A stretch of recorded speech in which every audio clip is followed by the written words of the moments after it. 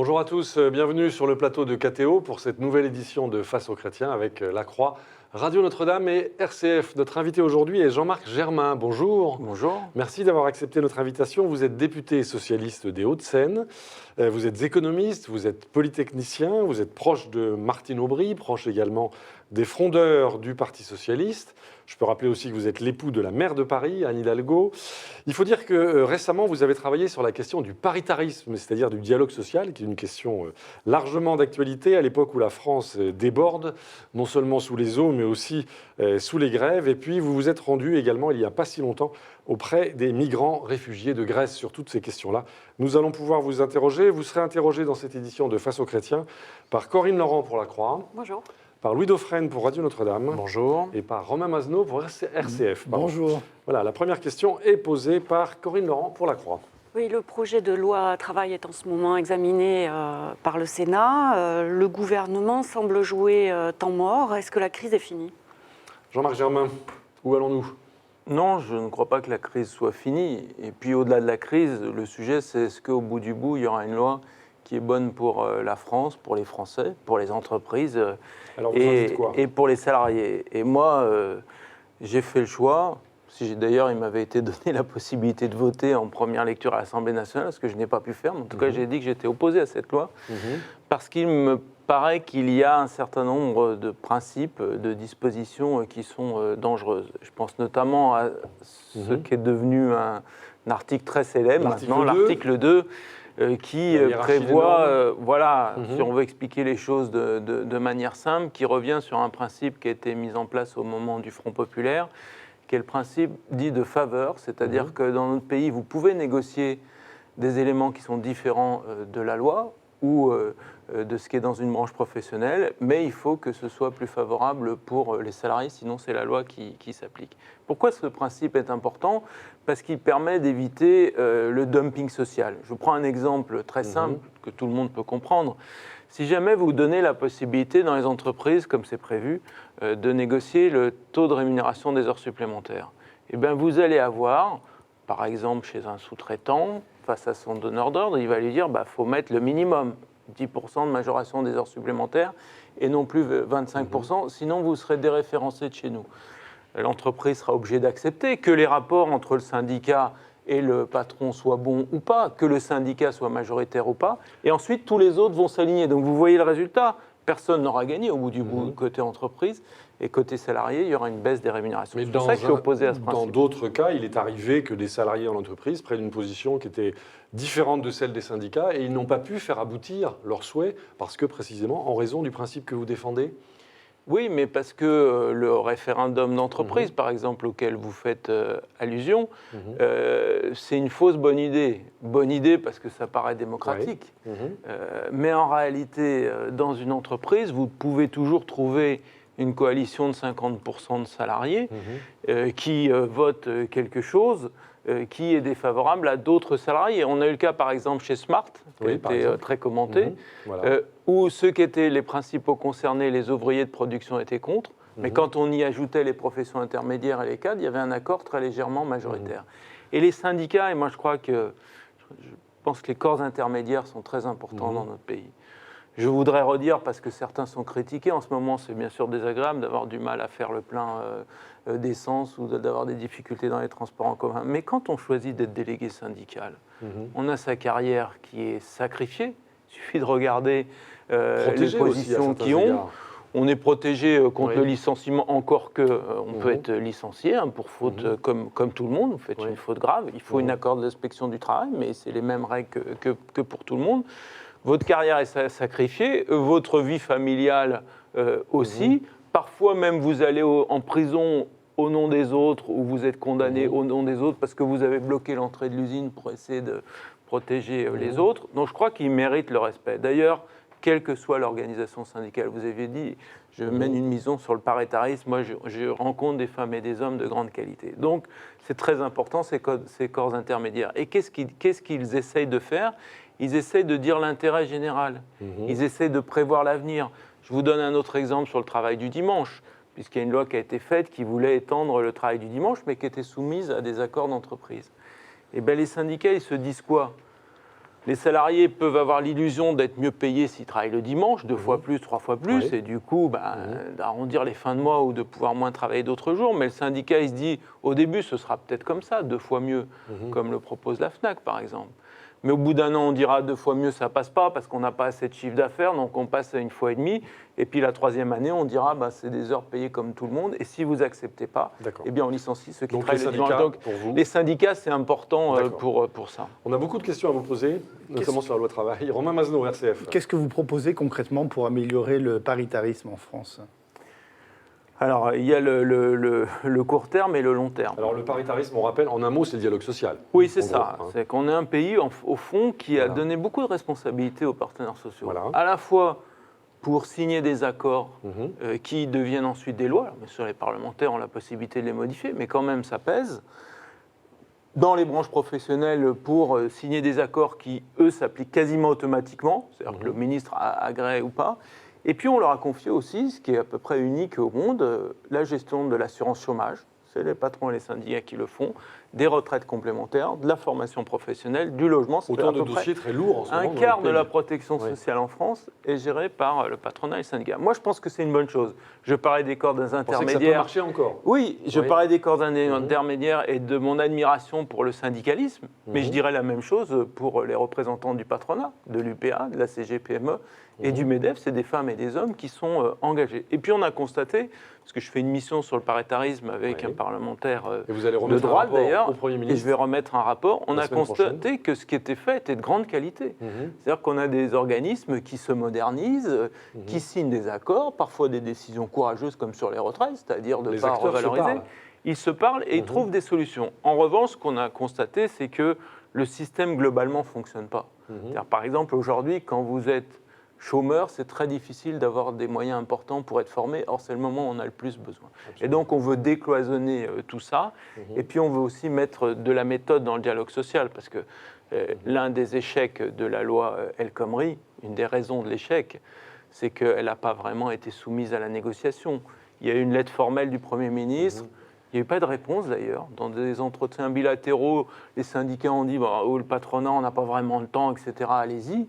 Mais ça, c'est pas possible. Il faut que tout ça, travail en amont. Il faut qu'il y ait des règles très précises qui soient fixées, de la transparence dans les négociations, et puis aussi peut-être apprendre à se parler, à s'écouter. C'est quelque chose de très important. Vous savez, il faudrait avoir une philosophie. Si je résumais en un mot, excusez-moi de vous interrompre, mais la philosophie que pour moi doit être le dialogue social et même peut-être le dialogue démocratique, c'est de se dire que l'intelligence est collective. On a tous à apprendre des autres. C'est pas l'impression qu'on a en et ce que moment, quand on trouve des solutions ensemble, elles sont meilleures que quand on les pense tout seul. Corinne Laurent. Justement, sur l'abcès de l'article 2, est-ce que le gouvernement, les acteurs doivent se reparler, le gouvernement et la CGT, et qu'est-ce que vous proposez pour qu'on rédige un article 2 qui convienne à tout le monde ? Écoutez, c'est là où le long terme que vous évoquiez et le court terme se rejoignent. Moi, je propose, pour le long terme, qu'on crée une espèce de, on peut appeler ça un haut conseil de la négociation collective. Un endroit où le patronat, les syndicats se retrouvent non pas de temps en temps quand ça va mal, ou quand le gouvernement leur demande, mais de manière régulière. Et qu'on instaure ça dans un lieu neutre, par exemple le Conseil économique, social et environnemental, et qu'on leur donne des moyens d'expertise juridique, de simulation et de la méthode. Premier point. Deuxième point, donc ça c'est pour le long terme. Pour le court terme, si cette instance est créée, ce qu'on peut faire tout de suite, ça se fait du jour au lendemain, on pourrait leur dire sur l'article 2, on voit bien qu'il y a des débats qui sont respectables entre ceux qui veulent que tous discutent dans les entreprises et ceux qui disent attention, comme je l'évoquais, il y a des risques de dumping social, et bien négocier, parce que vous voyez bien que cette question qui est de savoir, au fond, c'est pas est-ce qu'on fait tout à l'entreprise, tout à la branche ou tout dans la loi, c'est au fond qui fait quoi pour que ce soit au mieux pour les entreprises et protecteur pour les salariés. C'est vraiment les règles des partenaires sociaux eux-mêmes. Donc il faut qu'ils négocient. Donc moi je dis retrait de l'article 2, non pas pour abandonner, parce qu'effectivement, je suis d'accord avec le Premier ministre, retrait pour négocier dans un cadre qui serait rationalisé, dépassionné, et où je crois vraiment qu'on pourra avancer positivement, parce que des solutions, il y en a. Moi j'en ai proposé par exemple par amendement parlementaire. Je dis au Premier ministre, d'accord, pour qu'il y ait plus de place à la négociation d'entreprise au plus près du terrain pour trouver des adaptations locales. Mais ces adaptations locales, elles doivent se faire dans le cadre de règles que fixent les branches elles-mêmes et elles doivent conduire qu'au bout du bout, pour les salariés, c'est plus favorable. Ça peut être plus défavorable, par exemple, vous travaillez un peu plus sur un forfait cadre, mais vous choisissez vos jours de congé. On voit bien que c'est des compromis qui peuvent se trouver localement, mais c'est pas on est plus défavorable partout parce qu'on voudrait s'aligner sur une concurrence et qui ferait du dumping social néfaste. Comment expliquez-vous plus largement le problème de représentativité qu'il y a des syndicats, et pas seulement des syndicats, de tous ceux qui prétendent représenter l'opinion, hein. On a une presse sans lecteurs, on a des partis sans adhérents, des syndicalistes finalement avec très peu de militants numériquement parlant, une église presque sans fidèles, etc. Et on a l'impression que la représentation institutionnelle aujourd'hui, contrairement à d'autres pays, est extrêmement faible et que ce sont finalement des minorités qui utilisent leur pouvoir de nuisance et que tout se règle finalement au pouvoir de nuisance. Entre minorités. Alors Jean-Marc Germain. Je prends l'exemple, la Manif pour tous par exemple avait dit on ne lâche rien, finalement ils ont tout lâché et le gouvernement n'a rien cédé. Là, on a la CGT qui a un réel pouvoir, je ne sais pas si c'est un pouvoir de nuisance, mais en tout cas un réel pouvoir. Et on a l'impression, par exemple sur le statut des cheminots, que le gouvernement est en train de céder. Alors Jean-Marc Germain, qui peut nous représenter ? Alors, il y a deux questions. Hein. Il y en a une que j'évacue assez vite, c'est le pouvoir de bloquer, de nuisance d'une minorité. D'abord, la CGT, c'est 29% de taux de représentativité, donc c'est la première organisation syndicale. Peut-être qu'un jour ce sera la CFDT, mais en tout cas aujourd'hui c'est le cas. Et deuxièmement, on le voit bien avec les enquêtes d'opinion, qui ne sont pas la Bible, si je puis m'exprimer ainsi ici, mais qui sont en même temps quelque chose qu'il faut savoir lire. La CGT, elle est en phase avec l'opinion. Vous en êtes et sûr, au fond, Germain elle dit tout haut ce que pensent beaucoup de salariés tout bas. Non pas sur telle ou telle proposition technique, mais au fond, qu'est-ce qui fait que cette loi elle a créé des débats aussi passionnés et aussi tendus? C'est que tout le monde a expérimenté dans son entreprise, même les fonctionnaires, le fait qu'on n'est pas l'égal de son patron. Même quand c'est un ami, même quand avant c'était un collègue, le jour où il devient patron, il a un pouvoir sur vous, c'est-à-dire qu'il décide de vous promouvoir ou pas, de vos jours de congé, de vos heures supplémentaires, etc. Et il y a un rapport qui est déséquilibré. C'est lui qui vous embauche, c'est lui qui vous licencie, et pas le contraire. Et ça, vous souhaitez le remettre en cause? Et donc, ce que je veux dire, c'est qu'il y a un déséquilibre, et tout le monde l'a senti un jour ou l'autre dans sa vie. Et aujourd'hui, cette histoire de hiérarchie des normes, et qui au fond dirait, tout va se négocier presque directement entre vous et votre patron, et vous trouverez peut-être des solutions meilleures que la loi serait plutôt un carcan, alors qu'aujourd'hui on considère qu'elle libère. Le fondement du Code du travail, c'est de dire qu'il faut mettre le salarié à pied égalité avec son employeur en mettant des règles protectrices. Par exemple, les 25%, ça ne se négocie pas, parce que si on lui demande de négocier, à un moment donné, sous la pression, il va être obligé d'accepter que ce soit les dit. Donc, premier point, la CGT, pour moi, et c'est pour ça que ce mouvement est populaire, alors même qu'il dérange beaucoup les Français. C'est pas un ras-le-bol général plutôt? Elle exprime une colère, mais une colère que sourde. beaucoup voudraient exprimer par procuration et qu'ils ne peuvent pas faire. Et certains me disent, à la SNCF, ils sont privilégiés, pourquoi ils font grève? Parce qu'ils peuvent faire grève, parce qu'ils sont protégés, alors que d'autres ne peuvent pas dans le secteur privé. Deuxième élément peut-être plus fondamental de votre question. De la représentativité, c'était ça. Oui, du malaise de tous les corps intermédiaires, au fond, en France. D'abord, il n'est pas spécifiquement français. Moi, je me déplace beaucoup. J'étais longtemps responsable de l'international au Parti socialiste. Je crois que c'est très, très général et que c'est plutôt les exceptions qu'il faudrait regarder. Et je crois que c'est lié à un élément fondamental que décrit très bien le philosophe Bernard Stiegler dans son dernier livre qui s'appelle « Dans la disruption », c'est-à-dire dans ce bouleversement du monde, notamment sous les technologies numériques, allons-nous tous devenir fous? Mais il dit quelque chose qui, à mon avis, est fondamental et qui interroge les partis politiques, qui interroge les religions, qui interroge les syndicats. Il dit, au fond, chaque fois qu'il y a eu des bouleversements technologiques, il y a eu un malaise social. Et la société a dû se réorganiser face à cela. Et ce qu'il faut faire, et le projet politique, il dit qu'il faut apprendre à refaire époque. Et refaire époque, c'est justement recréer un système de valeurs. Par exemple, moi je pense que le monde politique, c'est quelque chose que Martine Aubry a beaucoup porté. À l'époque, on avait appelé ça le CAIR. Je pense que le monde politique, il doit porter l'attention à l'individu. Depuis la Révolution française, c'est ce qu'on fait par des lois. Chacun est l'égal de l'autre. On crée des systèmes sociaux, des services publics. mais il doit demander à chacun d'être attentif aux autres. Et ça, c'est une valeur, évidemment, dans la religion qui est très forte. Aide les autres, tu t'aideras toi-même. Mais que je considère... C'est pas tout à fait ce que fait la CGT en ce moment. Que je considère, aide les autres, tu t'aideras toi-même. La CGT, elle est dans un combat collectif. Et donc, mais je voulais dépasser ça parce que je pense qu'il faut qu'on apprenne à refaire époque et qu'il faut qu'on recrée une société, des systèmes de société, des systèmes de valeurs. Et là-dedans, ce que dit Stigler, qui est une valeur fondamentale, c'est la question du partage. C'est-à-dire ce qui fait qu'on refera société et qu'on refera époque, c'est que la valeur du partage, et au fond, qu'est-ce qu'on a envie de faire ensemble pour l'avenir? Quel est le projet pour l'avenir? C'est ça qui fera. C'est si les hommes politiques, si les religions sont capables de porter ça, qu'on pourra dans votre sens, c'est que ces nouvelles technologies semblent offrir aussi des moyens de contournement des corps intermédiaires, en particulier par le net. Et on a bien du tout l'impression que dans le monde syndical, mais aussi dans le monde politique, il y ait en fait de nouveaux entrants, qu'il y ait vraiment un renouvellement de ces structures. Il y a au contraire plutôt une logique de rente quand même qui s'impose. Ce que fait la CGT, s'inscrit largement dans un cadre de surenchère politique aussi. On peut le comprendre. Mais on ne voit pas justement ce monde nouveau que vous avez vu émerger, on ne le voit pas se concrétiser dans la vie politique et dans le dialogue social. Jean-Marc Germain, en quelques mots. Oui, vous évoquiez ma mission sur le paritarisme. La dernière audition que j'ai eue, c'était la CGT. Ils avaient été très occupés avant, donc on avait beaucoup repoussé le rendez-vous. Et une part, c'est en ligne, d'ailleurs, la vidéo de l'entretien que nous avons eu. Une partie de la discussion, elle a porté sur l'ubérisation de la société. Et je leur ai demandé, est-ce que vous accepteriez dans votre syndicat des chauffeurs Uber, qui en plus ne sont pas salariés, donc c'est souvent des auto-entrepreneurs. Et ils ont dit, on a une vraie réflexion. On est allé les voir, on a travaillé avec eux. Donc il y a effectivement, tout dépend de la société, de femmes et d'hommes qui travaillent sans statut, sans représentant, et qu'il faut amener à être représentés. Donc c'est un enjeu majeur, effectivement. Mais les organisations syndicales s'y intéressent, y compris la CGT. On a encore beaucoup de questions à vous poser, vous l'imaginez, Jean-Marc Germain. Nous allons marquer une première pause dans cette édition de Face aux chrétiens et nous nous retrouvons dans quelques instants. À tout de suite.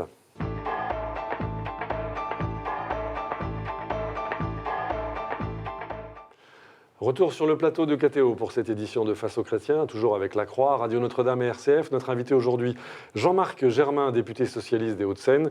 Il est interrogé par Corinne Laurent, par Louis Dauphren et par Romain Mazenot. C'est Romain Mazenot qui pose la première question.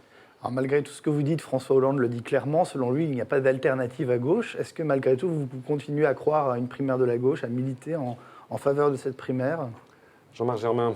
Je crois qu'elle est essentielle. D'abord, il y a toujours une alternative entre la gauche et la droite, bien sûr, mais même à gauche. C'est même François Hollande. Il y a même beaucoup d'alternatives à gauche. Oui, bien sûr, et c'est même François Hollande qui l'avait dit lui-même. Et d'ailleurs, au fond, l'histoire de l'humanité, c'est la capacité à penser son avenir. Il y a plusieurs avenirs possibles. Moi, ce que je souhaiterais d'ailleurs, c'est que les débats soient sereins. Vous savez, on m'a appelé, vous avez dit que j'étais proche des frondeurs. Mais moi, qu'est-ce qui a fait qu'on m'a qualifié frondeur? C'est que j'ai décidé un jour, c'était en mai 2014, que quand j'étais pas d'accord, je voterais pas ce que me demandait de voter mon parti politique, ou je voterais pas systématiquement ce que proposait le président de la République et le Premier ministre. Mais je crois que c'est vraiment essentiel d'avoir une liberté de penser. Mais il y a une exigence, c'est le respect des positions des uns et des autres. Vous ne m'entendrez jamais dire que Manuel Valls ou que le président de la République est un social-libéral ou un social-traître, encore moins. J'ai un profond respect pour ce qu'ils font l'un et l'autre. Mais en revanche, il y a des alternatives. Deuxièmement, je crois que c'est un peu une évidence de dire qu'il n'y a pas de candidat qui s'impose naturellement à gauche. Le président de la République est légitime, s'il le souhaite, à être candidat à sa succession. Arnaud Montebourg se prépare, demande des contributions sur un projet. Marie-Noëlle Lienemann est candidate, etc.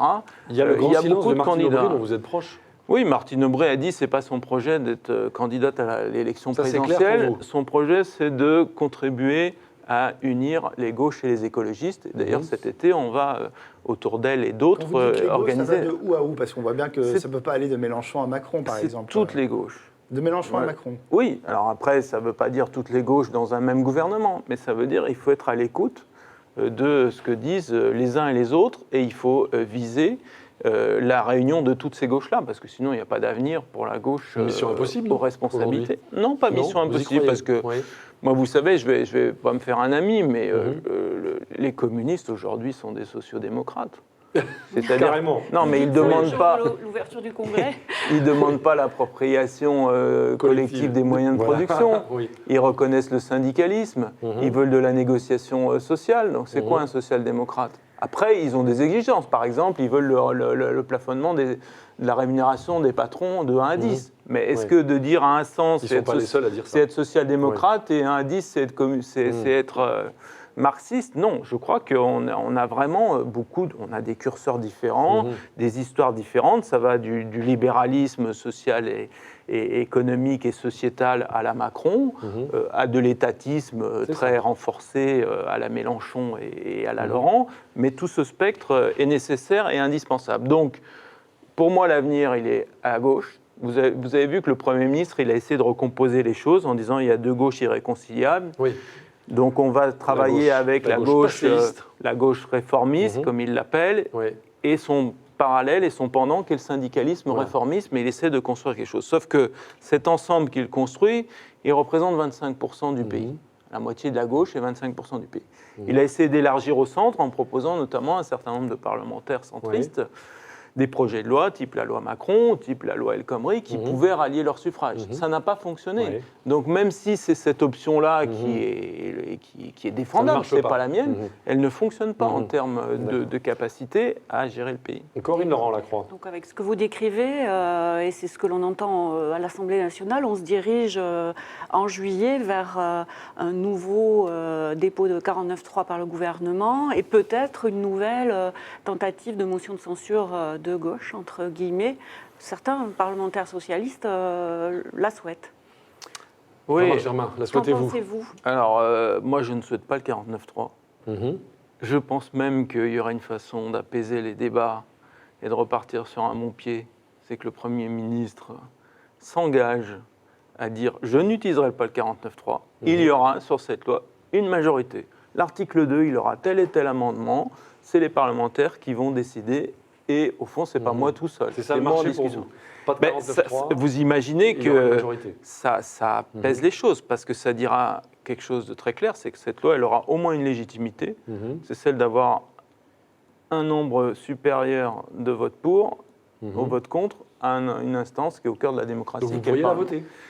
Ben, bien sûr, s'il n'y a pas de 49.3, je voterai pour ou contre, mais je voterai. D'accord. Et cette loi, cet article 2 passera ou passera pas, et je me rallierai évidemment à la loi de la République, comme je le ferai d'ailleurs s'il y a le 49.3, même si je dis que c'est un problème politique, parce qu'elle ne trouvera pas sa légitimité. Deuxième question, la motion de censure. Voilà. D'abord, il faut être très clair, parce qu'il y a des gens qui croient que s'il y avait eu 58 personnes au lieu de 56, la loi aurait été arrêtée. Il en manquait 2, nous a-t-on dit. Non, il n'en manquait pas 2, il en fallait 290, donc il en manquait 240. Déposé.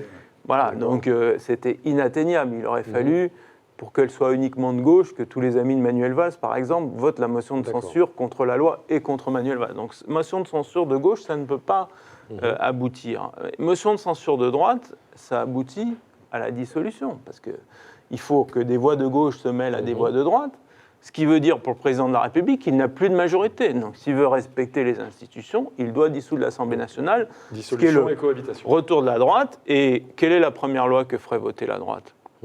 C'est la loi El Khomri, La loi El Khomri. version 0, dont je ne veux pas. Oui. Moi, je suis cohérent. Motion de gauche, je ne fais pas croire aux gens que ça peut marcher parce qu'on ne sera jamais assez nombreux. Et motion de droite, ça conduit à un résultat que je ne souhaite pas sur cette loi El Khomri. Parce que moi, mon objectif, c'est la loi El Khomri. Oui. C'est pas, moi, le Premier ministre. Pour moi, c'est le président de la République qui doit le choisir. D'accord. En fait, vous mettez le doigt quand même sur une chose, c'est que ce clivage, effectivement, gauche-droite est complètement brouillé. Finalement, on applique, parce que la loi El Khomri vient quand même aussi d'une inspiration européenne. Est-ce que tous ces clivages internes ne sont pas que de l'agitation? Parce que, somme toute, le président de la République applique des directives qui viennent de l'Europe. Et je parlais du mariage pour tous tout à l'heure, il y a même une tendance un peu générale à avoir le modèle libéral qui s'applique, quel que soit le gouvernement qu'il y a au pouvoir en France. Donc ça s'applique dans les mœurs, puis ça s'applique dans le monde du travail. Finalement, il y a cette tendance-là qui submerge un peu tout, quelles que soient les oppositions internes. Oui, et qui contribue au malaise que vous évoquiez tout à l'heure et au discrédit de la classe politique. Si on fait un bilan du quinquennat, c'est un peu ça, non? Qui est en partie fondé, parce qu'il ne faut pas mentir aux Français, dans la mondialisation, les pouvoirs nationaux sont réduits. Qui ne peut pas avoir peur en se disant, si j'interdis par exemple les licenciements en France, j'aurai moins d'entreprises qui vont venir s'installer en France. Ce ne serait pas sérieux de dire qu'il n'y a aucun lien à ce niveau-là. Et en même temps, il y a beaucoup de marge de manœuvre. Bruxelles, en réalité, nous demande de ne pas trop lâcher nos finances publiques, de ne pas dépasser les fameux 3%. Mais il ne nous demande pas, par exemple, de ne pas, quand on donne des aides aux entreprises, trouver des contreparties. Ne nous interdit pas de trouver un autre équilibre, comme je l'ai défendu, entre le soutien aux entreprises et le soutien aux collectivités locales. Donc, au sein même de ces contraintes-là qui sont réelles et qui sont problématiques, il y a beaucoup de marge de manœuvre. Le mariage pour tous, c'est un choix qu'ont fait un certain nombre de pays européens et pas d'autres. Mais c'est une vision quand même portée par le libre-échange. C'est l'idée quand même que c'est, je ne dis pas l'idéologie du libre-échange, mais qui doit s'imposer. Oui, c'est pour ça qu'il y a, quand je parlais de faire époque, dans faire époque, il y a aussi un modèle de société fondé sur le partage, fondé sur la coopération plutôt que la compétition, fondé sur une vision de long terme plutôt qu'une vision de court terme, fondé aussi sur les 3 enjeux qui sont ceux de notre génération à nous, ici autour de la table, quelles que soient nos responsabilités. Il y a l'écologie, bien sûr, concerne tout le monde, qui est un très beau projet de société. Pour la première fois peut-être dans l'histoire de l'humanité, on a des forêts à gérer en commun, mais sinon on va tous dans le mur. Il y a la question du numérique, on a commencé à déjà en parler.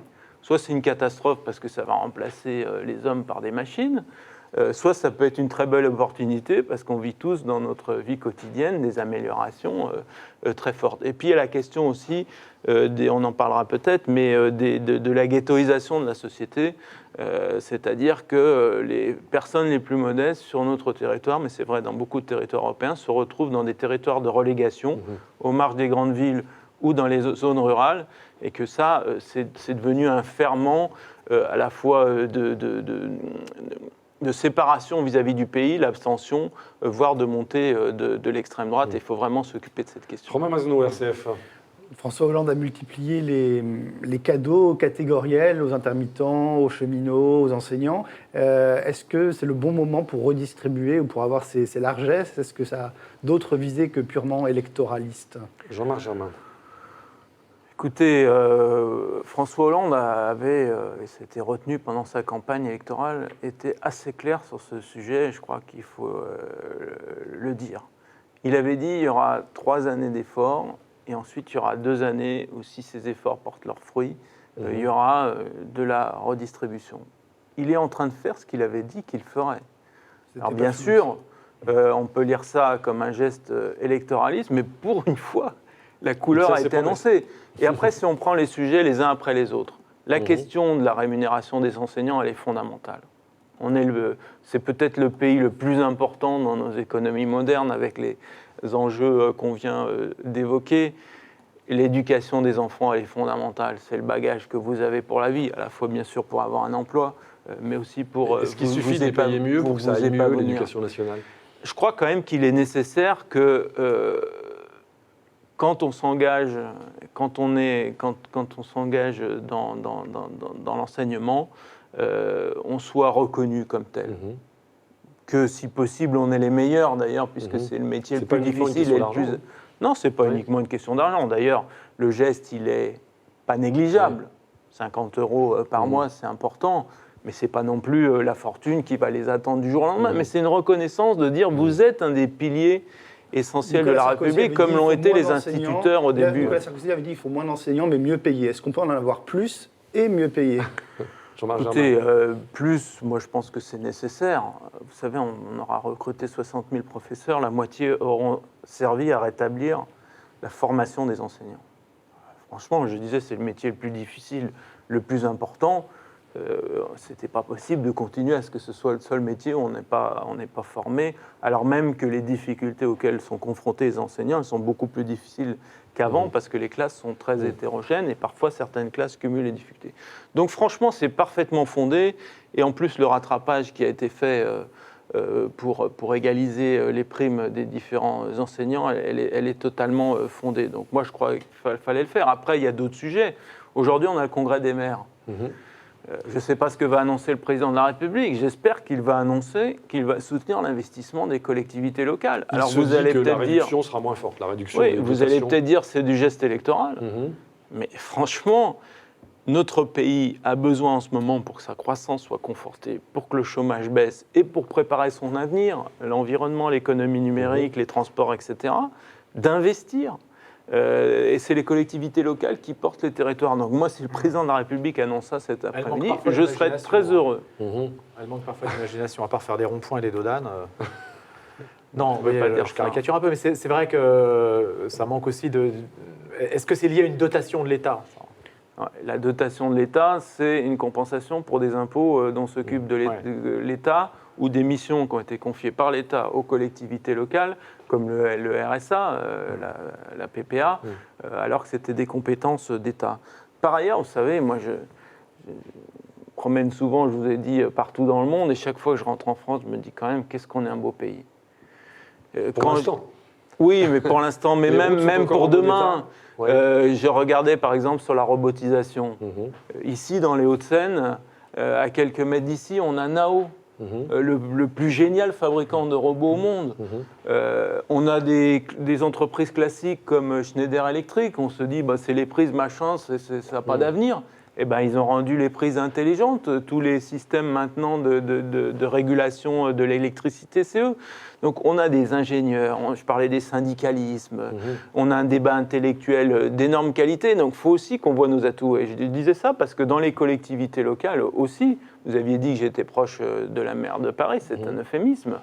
Mais quand je vois ce qui se fait dans les villes d'ailleurs isolément, mais aussi dans les villes entre elles, les membres du C40, qui est les 80 plus grandes villes du monde qui se sont occupées du climat, ils sont en train de discuter de Uber, de Airbnb, l'hôtellerie, mais aussi de l'environnement. Ils sont en train de discuter avec les constructeurs en disant nous, on veut des bus propres. Ils construisent des systèmes de voitures automatiques, de partage d'économie collaborative. Donc il y a effectivement des dérives telles que celles que vous le dites, mais il y a aussi beaucoup de choses qui se passent et ça ferait du bien que notre pays, de temps en temps, y compris nos dirigeants, et en particulier nous, les femmes et les hommes politiques, on corrige ce qui ne va pas. Il ne s'agit pas de faire la langue de bois, de dire ça va mieux, tout va mieux, etc. Mais en même temps, de dire quand même qu'on a un pays qui a des formidables ressources et qui fait des très belles choses. Bien, c'est sur cette bouffée d'optimisme que nous allons terminer cette deuxième partie de Face aux chrétiens avec la Croix, Radio Notre-Dame et RCF. Je rappelle que notre invité aujourd'hui est Jean-Marc Germain, député socialiste des Hauts-de-Seine. A tout de suite.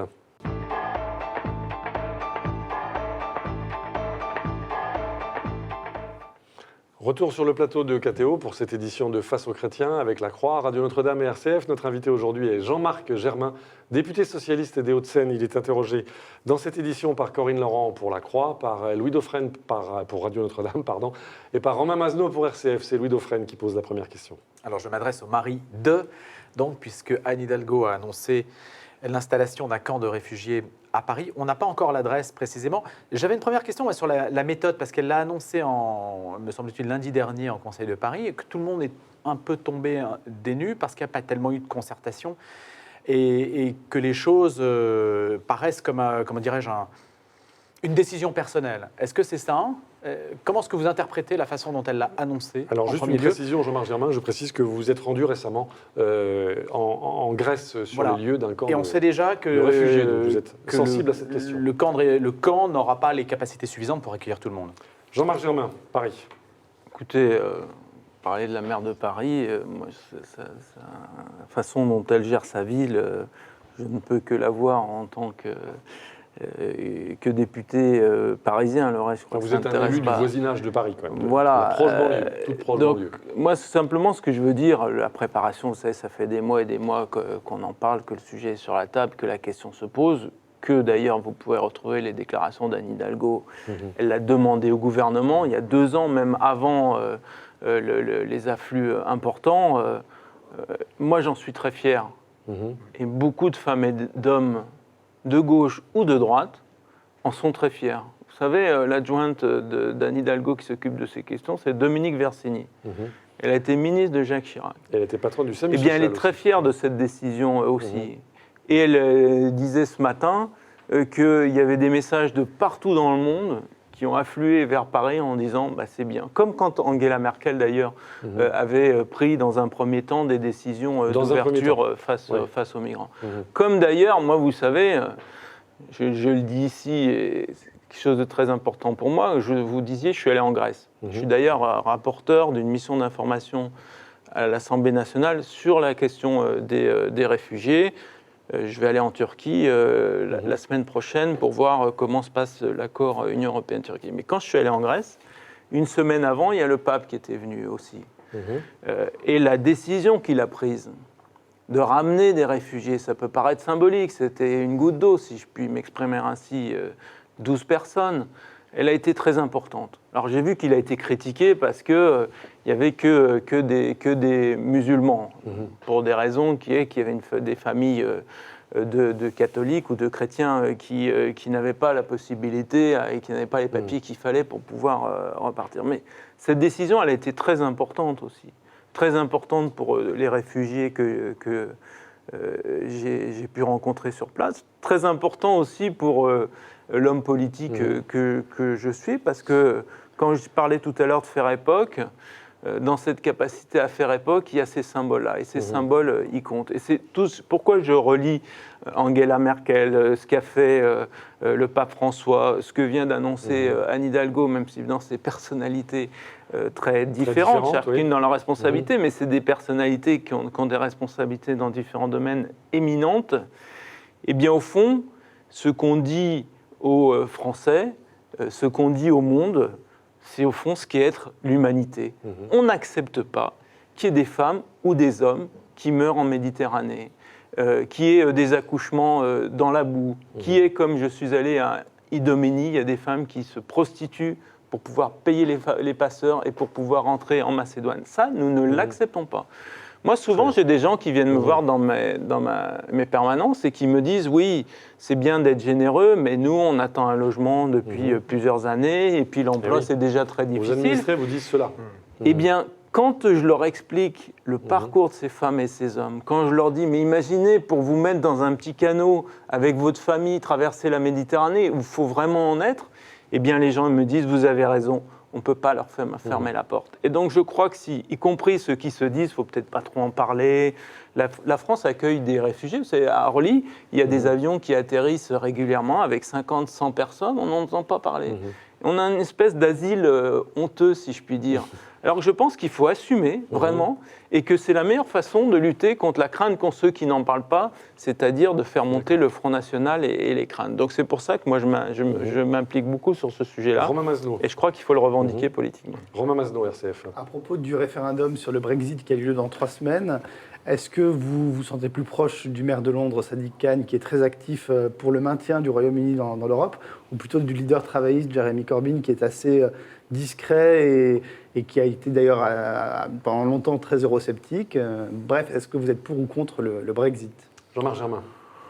Écoutez, c'est pas un Français de voter sur un référendum, mais sur la France, quand même. Oui, moi je préférais que le Royaume-Uni reste dans l'Union européenne, très clairement. Donc, mais bon, en même temps, respectons leur choix. Et puis, s'ils décident de sortir, faisons en sorte qu'ils restent le plus près possible de nous, parce qu'il y a une conviction que j'ai, c'est que on partage beaucoup de valeurs en commun en Europe, y compris avec les Anglais qui sont peut-être les cousins les plus éloignés, et qu'on a besoin, nous les Européens, d'être forts pour porter ces valeurs dans le monde, pour porter un équilibre, que ce soit sur les questions de paix ou de guerre, mais aussi sur les questions du modèle social, et qu'on a besoin de rester ensemble le plus longtemps possible, même si les questions qui sont posées à cette occasion-là, elles sont importantes. C'est-à-dire qu'il faut absolument que l'Europe soit capable de se réformer et de se mettre, non pas au service justement des idées uniquement libérales et de libre-échange, mais qu'elle soit capable aussi de porter un modèle de société. Pourquoi n'arrive-t-elle pas à se réformer? Il n'y a plus de projet européen aujourd'hui. On a l'impression qu'il y a un euroscepticisme qui gagne quand même beaucoup de terrain, que ce soit à gauche ou à droite, partout. Pourquoi on n'arrive pas à remobiliser l'opinion autour du projet européen? Je crois qu'on s'élargit peut-être un peu trop vite sans avoir un mécanisme de décision approprié. Bon, c'est vraiment une raison fondamentale, c'est-à-dire que l'unanimité reste quand même la règle. Et quand ce n'est pas l'unanimité, c'est des processus intergouvernementaux qui ne sont pas assez démocratiques. C'est une raison fondamentale. Et donc, comment on sort de ça? Moi, je suis très partisan de ce qu'on appelle coopération renforcée dans le jargon européen, mais c'est qu'un petit groupe de pays, 5, 6, 7, se remettent à devenir une avant-garde de l'Europe. Pas simplement le couple franco-allemand qui est important, mais un peu plus large que ça, et que sur des questions, on a beaucoup parlé du droit du travail dans la première partie de cette émission, eh bien on puisse porter un modèle de droit du travail qui soit européen. On a beaucoup parlé dans le débat public de la rémunération, du plafonnement de la rémunération des patrons, de la tyrannie de la finance sur l'économie. Tout ça, c'est des choses qu'il faut qu'on fasse en commun. On a commencé d'ailleurs avec la taxe sur les transactions financières qu'on a signée à 11 en Europe. Je crois que c'est la façon d'avancer. Corinne Laurent-Lacroix voudrait revenir sur une question politique. Oui, je voulais revenir sur la question des migrants juste un instant, parce que vous l'avez un petit peu dit, mais on a quand même l'impression, malgré ces symboles, que le mot de migrant est un mot tabou à gauche. Et on a, par exemple, la semaine dernière encore eu près de 800 morts en Méditerranée. Et puis, en fait, ce que l'on attendrait de la gauche, c'est qu'elle s'exprime, qu'elle propose des solutions, et puis il ne se passe rien. C'est un peu comme ça. Voilà. C'est un peu l'asile honteux que vous évoquiez. Voilà. Oui, c'est pour ça que des voix comme celle d'Anne Hidalgo étaient très importantes. Moi, j'ai beaucoup de collègues parlementaires qui sont venus me voir en me disant bravo. Après, ça n'enlève pas les difficultés qu'on a, y compris sur notre territoire. Je vous parlais d'Idomeni, mais à Calais, il y avait le même genre de difficultés, mais qu'il faut qu'on aborde vraiment. Enfin, écoutez, on a quand même la capacité, nous en Europe, d'accueillir 1 million, 2 millions, 3 millions, 4 millions de personnes.